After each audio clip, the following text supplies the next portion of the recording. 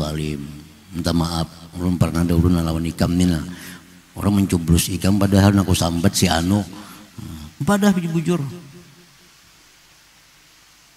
Minta maaf, minta ridha. Nah, bila kita minta maaf, minta ridha, maka aku maafi jarinya. Allah aja maafi, ini kadalah. Yang penting bepadah. Belum pernah menzalim pian lah.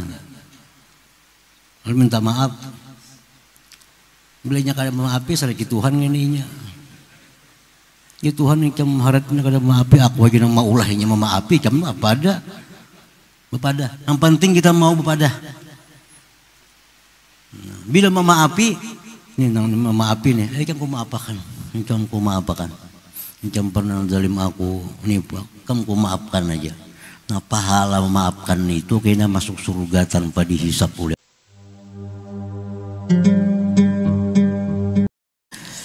Rasulullah Sallallahu Alaihi Wasallam bersabda, as-salawatul khamsu wal jumu'atu ilal jumu'ah wa ramadhan ila ramadhan mukaffiratun ma bainahuma idza jtanabal kabair. Artinya ujar baginda kita Nabi Sallallahu Alaihi Wasallam, bermula sembahyang 5 waktu, zuhur, asar, maghrib, isya, subuh, dan Jumat ke Jumat, dan Ramadan ke Ramadan, menghapuskan dosa-dosa di tengah-tengahnya selama seseorang itu mampu menjauhi dosa-dosa besar. Nah, itulah kurang lebih terjemah dari sabda baginda kita Rasulullah Sallallahu Alaihi Wasallam. Hadirin hadirat yang dimuliakan Allah, hadis Nabi ini memberikan kepada kita pelajaran bahwa sembahyang 5 waktu itu berfungsi pula menghapus dosa. Jadi sembahyang zuhur itu menghapuskan dosa-dosa kita yang kita lakukan dari mulai subuh. Sembahyang asar menghapuskan dosa-dosa kita yang kita lakukan dari zuhur. Sembahyang menghapuskan dosa yang kita lakukan dari sembahyang asar. Sembahyang isya demikian, sembahyang subuh menghapuskan dosa-dosa kita yang kita kerjakan mulai dari sembahyang isya. Jadi yang malam itu kita melakukan maksiat itu, maksiat ini, dengan sembahyang subuh dihapuskan dosa-dosa itu oleh Allah Subhanahu wa Ta'ala. Begitu pula Jumat. Jumat yang kita kerjakan itu menghapuskan dosa sejak Jumat yang lalu. Begitu pula Ramadan. Ramadan kita puasa, maka itu menghapuskan dosa kita sejak Ramadan tahun yang lalu.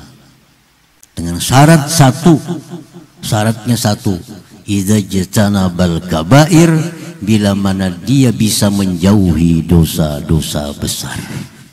Hadirin hadirat yang dimuliakan Allah. Jadi artinya dosa-dosa kecil terhapus sendirinya dengan melakukan sembahyang 5 waktu, dengan melakukan sembahyang Jumat, dengan melakukan puasa Ramadan. Dosa-dosa kecil yang ada di tengah-tengah itu dengan sendirinya bersih. Idza jtanabal kabair, bila dia mampu menjauhi dosa-dosa besar. Artinya bahwa dosa-dosa besar tidak akan bisa hapus dengan sembahyang 5 waktu. Dosa besar tidak akan terhapus dengan sembahyang Jumat. Dosa besar tidak akan terhapus dengan puasa bulan Ramadan. Yang hanya menghapuskan dosa besar itu adalah satu, yaitu tobat kepada Allah Subhanahu wa Ta'ala. Nah, hadirin hadirat yang dimuliakan Allah. Para ulama-ulama kita menyebutkan bahwa diwajibkan setiap orang muslim, muslimah untuk mengenali dosa-dosa besar itu. Diwajibkan kepada muslim dan muslimah untuk mengetahui apa-apa itu dosa besar. Dengan tahu itu kita bisa menghindar. Kalaupun terlaksana, kita bisa tobat kepada Allah Subhanahu wa ta'ala. Jadi kaum muslimin muslimat mesti mengaji apa itu dosa-dosa besar. Karena tidak ada uzur, tidak ada alasan yang diterima oleh Allah kalau kita tidak tahu. Tidak ada alasan yang bisa diterima Allah kalau kita kada tahu. Kalau kita ditanya nanti di hadapan Allah, kenapa engkau lakukan ini perbuatan dosa besar? Kada tahu ya Allah, kada bisa. Allah kada terima alasan tidak tahu. Bahkan ketidaktahuan itu akan menambah beban. Yang hanya bisa diterima Allah dengan alasan kada tahu itu dua orang. Satu, orang masuk Islam, mu'allab, beberapa saat masuk Islam dia mati kada sempat mengkaji. Yang kedua yang diterima Allah alasan kada tahu itu orang yang hidup turun-temurun di hutan jauh dari jangkauan informasi-informasi. Nah, selain dua orang ini tidak ada alasan tidak tahu. Kenapa aja Tuhan kamu berzina? Belum kada tahu pada haram, bertambah sakit hukumannya. Satu, dia melakukan zina. Dua, meninggalkan belajar. Jadi orang-orang hidup di negara ini kada ada alasan kada tahu. Kenapa? Tiap RT 4 Demegung tuan guru. Tiap RT 5-6 tuan guru. Tiap pelanggar berpuluh-puluh tuan guru. Kada ada alasan kada tahu. Jadi kalau di hadapan Allah kita ditanya jangan pada kada tahu, bertambah disiksa oleh Allah Subhanahu wa ta'ala. Jadi mengaji apa itu dosa besar.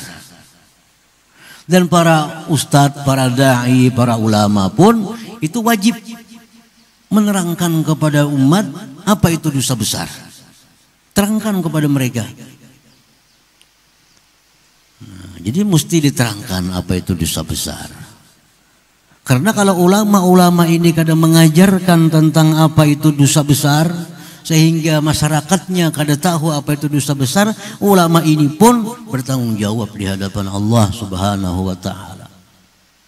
Jadi para ulama-ulama ini jangan hanya membaca menakib situ kamari. Jangan hendak membaca kisah-kisah wali ke situ kamari. Baca apa itu dosa-dosa besar. Kecuali sudah tahuan semuaan dosa-dosa besar tahu. Sekampungan sudah hafal dosa-dosa besar. Ayo ya kisah-kisah nabi kah, kisah wali kah. Amun ada hal-hal yang fardu ain yang belum diajarkan, yang belum diberitahukan, yang fardu ain dulu yang diberitahukan kepada masyarakat untuk menggugurkan tanggung jawab di hadapan Allah Subhanahu wa ta'ala. Nah, hadirin hadirat yang dimuliakan Allah. Lalu apa itu dosa besar? Karakter apa definisinya, hadnya atau ta'rifnya. Itu dosa besar yang disebut dengan kabirah atau kabair jamaknya. Para ulama berbagai macam memberikan keterangan, ta'rif, definisi tentang apa itu dosa besar. Yang disimpulkan dalam satu kesimpulan bahwa dosa besar itu adalah sesuatu dosa yang dikatakan oleh Allah dan Rasul bahwa itu dosa besar. Rasulullah mengatakan dosa besar ini jar Nabi, maka itulah dosa besar. Yang kedua, dosa besar itu apabila Allah dan Rasul memberikan ancaman laknat kepada pelakunya atau memberikan ancaman hukuman di dunia kepada pelakunya atau azab yang pedih di akhirat nanti, maka itu disebut dosa-dosa besar. Nah, apa risikonya kalau orang melakukan dosa besar ini? Kenapa kita wajib tahu dosa-dosa besar? Karena kalau kita melakukan satu dosa besar, satu dosa besar, dan kita tidak segera tobat kepada Allah, bahwa kita disebut oleh agama kita, disebut oleh Allah, oleh Rasul, oleh kesepakatan ulama, bahwa kita ini adalah orang yang fasik namanya. Orang fasik. Satu dosa besar yang kita perbuat, kada segera tobat kepada Allah, maka agama menyebut kita ini fasik. Kada bisa disebut sebagai adil, apalagi saleh, apalagi wali.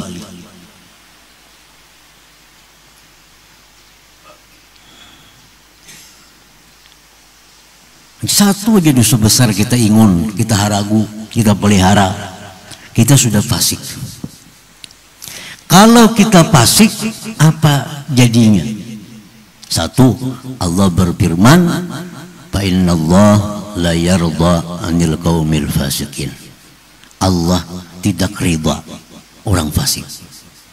Allah tidak ridha orang fasik. Apalagi cinta. Apalagi cinta, ridha aja ada, apalagi cinta. Artinya kalau kita ini melakukan satu dosa besar yang dipelihara, kita fasik. Bila kita fasik, Allah tidak ridha dengan kita. Bila Allah kada ridha dengan kita, Allah kada cinta dengan kita. Allah kada cinta dengan kita. Nah, itu satu. Yang kedua, Allah berfirman lagi, wallahu la yahdil qaumal fasiqin. Allah tidak mau memberikan petunjuk kepada orang-orang fasik itu. Nah, itu akibat kita ini kada diridai oleh Allah karena fasik, lalu Allah kada memberi petunjuk kepada kita, sehingga jalan kita bisa sesat ke sana kemari. Nah, apabila Allah kada memberi petunjuk kepada kita, Allah berfirman lagi, wa ammal ladzina fasaqu fama'wahumun nar. Orang-orang yang fasik itu tempat mereka adalah neraka. Nah, hadirin hadirat yang dimuliakan Allah. Jadi kita wajib tahu, wajib kenal apa-apa itu dosa besar tadi, supaya kita bisa menghindar. Atau kalau sudah terpelihara, bisa tobat kepada Allah. Karena kada bisa hapus dengan sembahyang, karena kada bisa hapus dengan sembahyang 5 waktu, dengan Jumat, dengan puasa bulan Ramadan. Hadirin hadirat yang dimuliakan Allah. Dosa besar tadi adalah dosa yang dikatakan langsung oleh Allah dan Rasul bahwa itu dosa besar, atau satu dosa yang diancam dengan laknat, atau dosa yang diancam dengan azab yang pedih, atau dosa yang diancam dengan hukuman berat di alam dunia. Contoh, Rasulullah SAW bersabda dalam sebuah hadis, ala ukhbirukum bi akbaril kabair. Wahai sahabatku, ya Nabi, maukah kalian kukabarkan apa itu dosa besar yang paling besar? Dosa besarnya ada lagi yang paling besar. Qalu bala ya Rasulullah. Mau wahai Rasulullah. Lalu Rasulullah melanjutkan, qala, berkasabda Rasulullah, yang pertama dosa besar yang paling besar, al-isyraku billah, menyekutukan Allah. Ini Rasulullah langsung mengatakan bahwa dosa-dosa besar itu yang paling besar dulu adalah al-isyraku billah, menyekutukan Allah. Orang menyekutukan Allah ini ada dua. Ada yang sifatnya anggota, ada yang sifatnya hati. Sama-sama menyekutukan Allah, sama-sama melakukan dosa yang paling besar. Apa yang zahir? Menyembah matahari, menyembah bulan, menyembah berhala. Nah, ini menyekutukan Allah secara zahir. Yang secara hati, ada orang yang menyembah Allah tapi hatinya meyakinkan, meyaktikatkan bahwa ada selain Allah yang bisa memberi bekas, bahwa ada selain Allah yang bisa membahayakan, memudaratkan, mematikan, menghidupkan dan sebagainya. Ini orangnya sembahyang aja, puasa aja, berzakat saja, tapi hatinya mengiktikatkan bahwa obat ini bisa menyembuhkan, bahwa obat ini kuasa untuk menyembuhkan penyakitku. Maka ini isyrak billah, menyekutukan Allah. Ini secara hati, sama-sama keduanya musyrikin, orang yang menyekutukan Allah subhanahu wa ta'ala. Kita ahlu sunnah wal jamaah, obat ini kadang memberi bekas, obat kadang bisa menyembuhkan, obat hanya sebab yang menyembuhkan Allah subhanahu wa ta'ala. Itu ahlu sunnah wal jamaah. Kalau dalam hati kita, obat nih pang dah, mampu akan sakit kepala, jangan kada minum obat nih, kalau kau bangun, i'tikad dalam hati kayak itu, ini musyrik dah. Nah, ini melakukan dosa besar, yang paling besar. Nah, kalau itu pernah terjadi kepada kita, supaya kita bagus, supaya kita jangan keluar dari yang benar, tobat kepada Allah. Macam apa tobatnya? Mengucap 2 kalimat syahadat, asyhadu an la ilaha illallah wa asyhadu anna muhammadar rasulullah. Selesai. Nah, dengan adanya itu kita sudah bersih. Asyhadu an la ilaha illallah wa asyhadu anna muhammadar rasulullah. Yang pernah nyembah matahari adakah? Kada. Yang pernah menyembah pohon adakah? Kada. Yang pernah menyembah keris adakah? Nah, keris itu kakak dibasuh, bagaringan aku. Mbak dibasuh keris ini kayak membuat kalimpanan.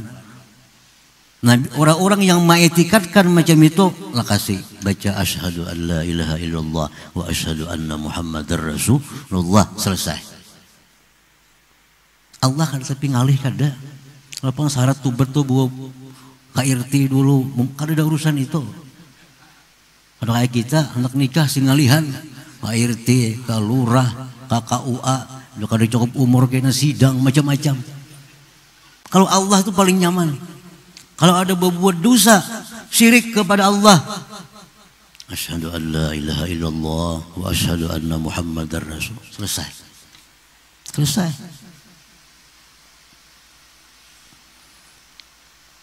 Nah, itu syirik kepada Allah, akbarul kabair. Yang kedua, ujar Nabi, wa uququl walidain, durhaka kepada ibu bapak. Ini Nabi langsung yang mengatakan bahwa durhaka kepada ibu bapak atau salah satunya itu dosa besar. Dosa besar. Apa yang dimaksud dengan durhaka kepada ibu bapak? Para ulama mengatakan, antara lain Imam Al-Qurtubi rahimahullah mengatakan, durhaka kepada ibu bapak itu atau salah satunya adalah mukhalafatu aghradihima al-jaizah lahuma, menyalahi maksud, kehendak, keinginan kedua orang tua yang boleh bagi di keduanya. Orang tua yang menghendaki kita macam ini, kita kada mau. Abah menghendaki kita macam ini, kada mau. Padahal yang dikehendaki sidin itu boleh-boleh bagi sidin, bukan haram. Abah menghendaki kita ini bangun subuh, melandau subuh. Abah tuh kepingin kita ini jam 4 ke 5 bangun. Ini kada, yang 7 banyak bangun. Ini durhaka kepada orang tua. Ini dosa besar. Nabi langsung mengatakan, Nabi langsung, dan hadisnya Bukhari sahih. Uququl walidain, menyalahi kehendak kedua orang tua yang boleh bagi keduanya, kecuali yang haram. Ujar mama cuma pakai baju ini baik, baju ini terbuka aurat, nah itu jangan dituruti. Ini nang disuruh sidin nang boleh-boleh. Lalu lanjutnya ujar Imam Qurtubi, idza amara, apabila menyuruh mama, abah atau salah satu keduanya sesuatu yang boleh, pasara wajiban, jadi wajib. Nah, kalau mama abah tuh menyuruh perkara yang boleh, maka jadi wajib. Jadi wajib. Jadi wajib. Ikam jar mama bersihi rumah sini sedikit lah, sepuyakan. Menyapu rumah itu kan boleh aja, kada wajib. Tapi karena ini suruhan mama atau abah, pasara wajiban, jadi wajib. Jadi wajib. Nah kalau kita kada mau mentaati suruhan-suruhan sidin itu, kita namanya orang yang durhaka, berarti kita melakukan dosa besar, berarti kita orang fasik namanya. Orang fasik. Nah kalau kita durhaka kepada orang tua, rancak kada menuruti apa jar sidin, apalagi rancak menyakiti hati sidin, segeralah minta maaf, minta ridha kepada mereka, minta ridha. Ridha Allah bi ridhal walidain. Selama orang tua kita belum ridha kepada kita, Allah pun kada akan ridha kepada kita. Sembahyang kita, puasa kita, segala amal kebaikan kita tidak dihargai oleh Allah, karena Allah tidak ridha kepada kita sebab kita belum dapat ridha orang tua kita. Jadi kita pernah merasa kayak itu lawan kuitan kita, minta ampun lawan sidin, minta maaf, bah, minta maaf, mau minta halal, minta ridha lawan pian, pasti dimaafkan, pasti dimaafkan. Kalau pernah mencuntan duit pian, pasti dimaafkan sidin kada bertahan. Nah, kalau kita kada minta ridha dengan orang tua yang pernah kita sakiti, yang pernah kita langgar suruh-suruhnya, kita langgar larangan-larangannya, kita durhaka, kita jadi orang fasik, berat urusannya tadi. Nah hadirin hadirat yang dimuliakan Allah, minta maaflah, minta ridha kepada orang tua. Sidin sudah mati kayak apa? Sidin sudah mati. Ada hadis Nabi yang menyatakan, hadis ini dhaif, dhaif hadisnya. Tapi di kalangan ahlu sunnah wal jamaah, kalau hadis itu dhaif, untuk fadilatul a'mal itu dibolehkan mengambilnya. Tapi kalau untuk hukum halal haram, hadis dhaif kada boleh. Ini hadis dhaif. Tapi ini untuk fadilatul amal. Ujar Nabi, man zara walidai kulla jum'atin, siapa ziarah ke kubur kuitannya setiap Jumat, setiap Jumat, gufiralahu, diampuni baginya, wa kutiba barra, dan dia ditulis sebagai orang yang bakti kepada orang tuanya. Dulu kita durhaka, rancak menyakiti hati abah, rancak menyakiti hati mama, anak minta ampun, sudah mati kedua-duanya, ziarahi kuburnya tiap Jumat. Tiap Jumat datang ke kubur. Ziarah itu kadang baca Yasin, kadang baca apa, cukup assalamu alaika ya walidi, salam atas engkau hai abahku. Assalamu alaiki ya ummi, salam kepada engkau hai ibuku. Ya Allah ampuni keduanya. Bulik lagi. Ada berat kada ziarah itu. Membaca Yasin itu seorang mana-mana lagi. Cukup kita ziarah ke kubur Nabi kayak padahal baca Yasin di kubur Nabi. Assalamualaikum ya Rasulullah. Bisa kan orang tua tuh itu juga sebujurnya. Assalamualaikum ya walidayya. Salam kepada engkau hai bapak hai ibu. Cukup. Kemudian di rumah doakan, Allahumma ghfir lahum, ampuni keduanya ya Allah. Nah kalau kita melakukan itu, maka kita dulunya durhaka kepada orang tua, sekarang sudah disebut orang yang bakti kepada orang tua. Nah Kemudian lagi Rasulullah SAW mengatakan yang ketiga, ala wa qauluz zur. Ini dosa besar juga. Ala wa qauluz zur. Ujar Nabi, ketahuilah, perhatian, saksi-saksi bohong. Nah, saksi-saksi bohong. Nah, pernah bersaksi bohong? Siapa? Saksi apakah? Saksi bohong. Saksi pemilu kah? Saksi bohong. Saksi pimpinan kepala desa kah? Bohong. Ini diancam Nabi, ala wa qauluz zur, jar Nabi. 3 kali Nabi mengucapkan itu. Artinya ini berat nih dosanya nih. Ini berat dosanya. Kalau kada tobat kepada Allah, ini fasik. Kalau fasik, Allah tidak ridha. Allah kada memberi hidayah. Allah memasukkan ke neraka.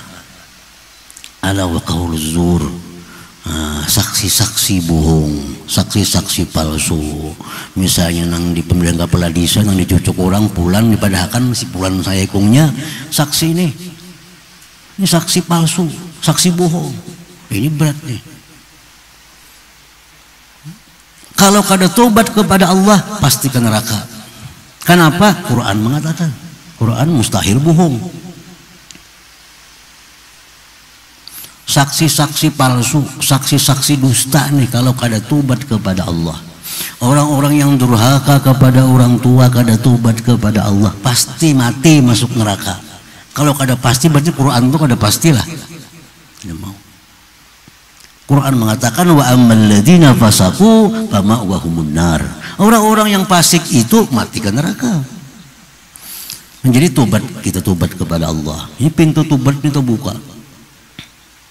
Seapapun dosa kita, membunuh 100 manusia, 1000 manusia dibunuh, kalau kita tobat kepada Allah, pintu tobat lebih luas daripada itu. Allahumma maghfiratuka awsa'u min dzunubi. Ya Allah, ampunan Engkau itu lebih luas daripada dosa.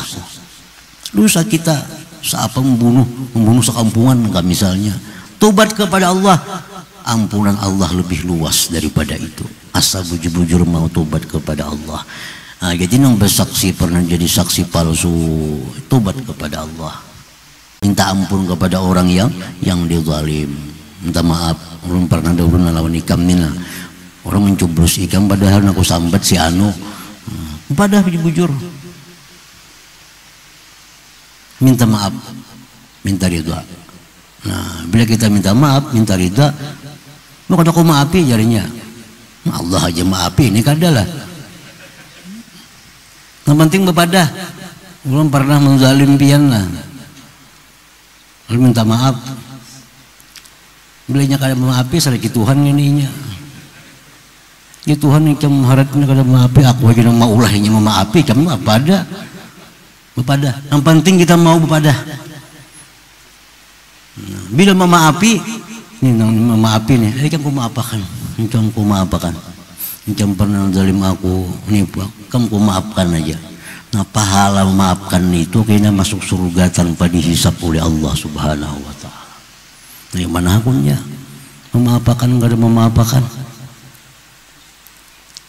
Jar Nabi, man kana ajru 'ala Allah falyakum. Di akhirat kena ada pengumuman, siapa-siapa yang punya pahala atas Allah bangkit berdiri, maju. Bagi sahabat, siapa yang bisa pahala lawan Tuhan ya Rasulullah? Bagi Nabi, al-afuna 'anin nas, orang yang memaafkan manusia. Orang yang memaafkan manusia. Berdiri ke Tuhan. Maju. Siapa yang memaafkan manusia? Ulun ya Allah. Ada orang culas ulun maafi. Udkhulul jannah bighairi hisab, masuklah ke surga tanpa ada perhitungan lagi. Nah, jadi yang memaafkan untung, yang minta maaf untung. Nah, jadi 3 dosa besar ini langsung disabdakan oleh Allah Subhanahu wa taala. Nah, hadirin hadirat yang dimuliakan Allah Subhanahu wa taala. Jadi ada kitab-kitabnya para ulama yang mengarang. Imam Ibnu Hajar Al-Haytami mengarang kitab Az-Zawajir. Itu kumpulan dosa-dosa besar. Kumpulan. Nah, itu bagus diajarkan, kita baca di langgar supaya tahu masyarakat kita, kula-kula kita ini dosa besar. Imam Az-Zahabi ada mengarang kitab namanya Al-Kabair. kumpulan dosa-dosa besar. Nah, itu kaji, pelajari. Dengan adanya tahu dosa-dosa besar, kita bisa tobat kepada Allah. Kalau ada baisian, kita kau menjaga diri, terhindar dari